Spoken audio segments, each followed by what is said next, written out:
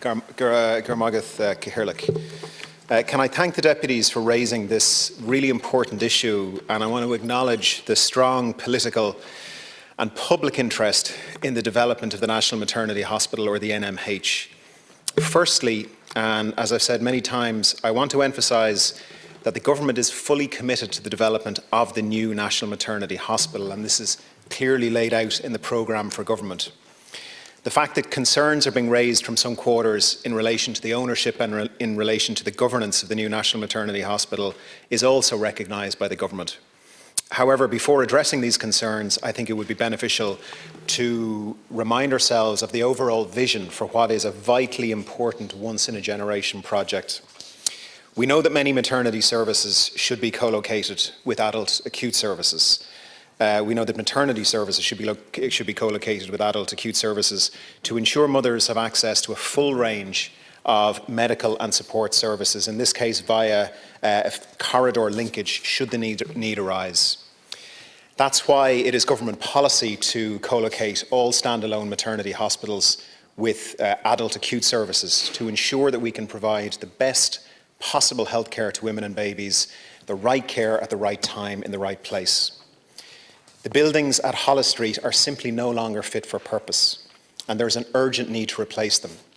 In particular, Chair, I'm advised that the infrastructure does not enable the National Maternity Hospital to adhere to current healthcare standards and presents increased clinical risk for patients and for staff, while also increasing the risk of infection and compromising the privacy and the dignity of patients. These shortcomings have been highlighted in a number of reports which colleagues will be aware of. So the new hospital is a vital piece of infrastructure. It's one that will help to underpin the development of maternity services and the implementation of the National Maternity Strategy into the future in two ways. Firstly, this will be a dedicated, custom-built maternity hospital that is designed to deliver excellence in maternity care and to be one of the most sustainable hospital buildings in Europe. Secondly, the new hospital will achieve the long-awaited objective of co-location with an adult acute facility, which is international best practice. Co-location with St Vincent's will make the wide range of general medical, surgical and diagnostic facilities on the St Vincent Healthcare Group campus available to any woman who needs to be transferred from the adjacent maternity hospital. This will result in care provision that is far superior to the existing situation. Co-locating the new hospital with St Vincent's also builds on the long-standing working relationship between the National Maternity Hospital and St Vincent's. A significant proportion of consultant staff at the National Maternity Hospital are employed by and work between the two hospitals. This creates the ideal platform to achieve the clinical ideals of co-location. So the vision for this project is simply to deliver the best possible healthcare for women and for babies. We've already made significant progress on this major capital plan. Planning permission for the new hospital was secured in 2017. This paved the way for the contract for enabling works, and these relate to a replacement pharmacy building and to a car park extension to be awarded in 2018, and I'm very happy to report that these works are now completed. In terms of the construction of the new hospital itself, as required under the Public Spending Code, the Department of Health is currently reviewing the draft final business case for the hospital, and in due course this will then undergo the required consideration from the Department of Public Expenditure and Reform. Separate to the business case and to the Public Spending Code requirements, the other important element that must be addressed is the ownership and the governance arrangements for the new hospital, and that is, I believe, where people's concerns are.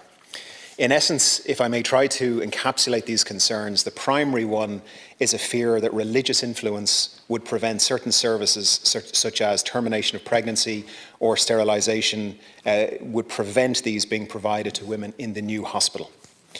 I think we all agree that there are no circumstances in which this should be allowed to happen. There is no circumstance in which any service should be denied.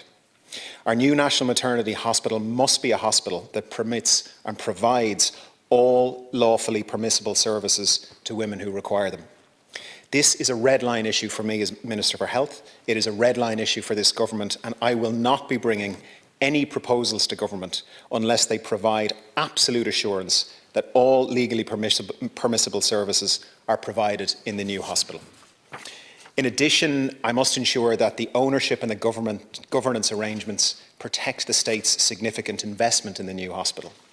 Work has been ongoing over a considerable amount of time now to finalise a legal framework that sets out clearly the ownership and the governance arrangements. Why do we need a legal framework at all? As colleagues will be aware, our public hospitals are a mix of state-owned and voluntary hospitals. Voluntary hospitals, including both St Vincent's and the National Maternity Hospital, as well as several others, are of course core providers within our public health system, and indeed many are tertiary referral centres for the most complex of care. In general, the state does not own voluntary hospital buildings, but it is not unusual for the state to invest in voluntary hospital campuses as part of ensuring facilities are fit for purpose. Needless to say, any investment by the state on a voluntary hospital campus must be done with all necessary assurance around safeguarding the state's investment and the delivery, obviously, of public services. In this case, we're relocating one voluntary hospital to the campus of another voluntary hospital and into the hospital building owned by the state. A legal framework will provide the necessary clarity and assurances for the state. The legal framework aims to address the state's core objectives regarding this project, and these, I think, Cathaoirleach, are worth emphasising again. Firstly, that all clinically appropriate services that are legally permissible are provided for women who need them in the new National Maternity Hospital. Secondly, to prevent any undue influence, be that religious or any other undue influence, in the operation of the new hospital. And thirdly, to protect the state's investment in relation to capital, revenue and service provision at the public hospital for the public good. The legal framework is based on the Mulvey Agreement. As this House will be aware from previous statements and debates on this issue, this sets out the proposed corporate and clinical governance arrangements for the new National Maternity Hospital. The Mulvey Agreement was finalised in 2016 following extensive mediation between the National Maternity Hospital and St Vincent's Healthcare Group and has been published now for a considerable period of time. The Mulvey Agreement provides for the establishment of a new company, the National Maternity Hospital at Elm Park, DAC. The independence of the National Maternity Hospital at Elm Park, DAC, which will run the new hospital, is core to the future governance arrangements. The legal arrangements will ensure that no services in the new National Maternity Hospital will be permitted or denied based on religious beliefs or ethical codes of hospitals concerned, and that all lawfully permissible services will be provided as they are in the current National Maternity Hospital. I might just repeat that, Chair, because it really goes to the core, I think, of some of the concerns that have been expressed. The legal arrangements will ensure that no services in the new National Maternity Hospital will be prohibited, that no services will be prohibited, that no services will be denied based on religious belief or ethical codes of the hospitals concerned. All lawfully permissible services will be provided, as I think it's really important to remind ourselves they currently are in the National Maternity Hospital. The Religious Sisters of Charity will not play any role in the governance of the new National Maternity Hospital. They will not play any role in the operation of the new National Maternity Hospital, and they've resigned from St Vincent's Hospital Group Board. In addition, it's important to recognise that clinicians at the National Maternity Hospital have repeatedly and publicly expressed their support for the relocation of the St Vincent's University Hospital campus, including in letters to the Irish Times both last year and earlier this year. More recently, 52 clinicians working at the National Maternity Hospital wrote to me and wrote to the Taoiseach and expressed real concern about what they called the misinformation and misunderstanding that they said was disturbing staff and patients and potentially putting this essential project in jeopardy, certainly the timing of it. These are the people on the front line. These are the people delivering babies. They're the people supporting women. They're the people who are providing all of the services right now and who understand how important and how necessary this facility is. And just maybe to preempt some of the debate, it was suggested in an earlier debate, Chair, falsely suggested that I am somehow accusing people of things. I'm not. The letter I have is from, Chair, is from the midwives and from the doctors in the National Maternity Hospital. And what they are saying is they're extremely concerned about a combination of misinformation, and misunderstanding. This is what they're saying. They're saying, and I quote, "Concerns being raised that the new National Maternity Hospital will be curtailed by any religious ethos are misleading and ill-informed."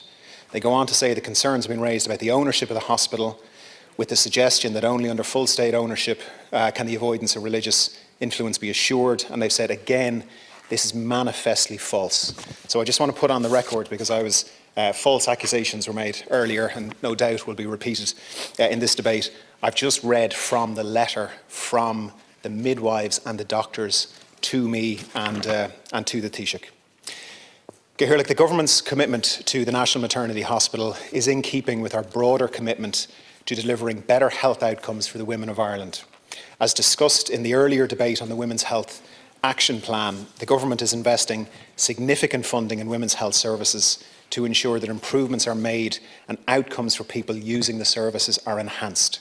This commitment is reflected in Budget 2022, for example, with an additional allocation of €31 million for new developments to specifically support women's health, and those measures have a full year cost of nearly €50 million. This includes very significant investment to further progress the implementation of the National Maternity Strategy, gynaecology service developments, as well as a further €5 million for a dedicated women's health fund for this year. I hope that the next time we are giving statements on the National Maternity Hospital in this House, we'll be able to speak about the finalisation of the legal framework in what undoubtedly will be a significant milestone for achieving the goal of a new National Maternity Hospital as envisaged in the National Maternity Strategy.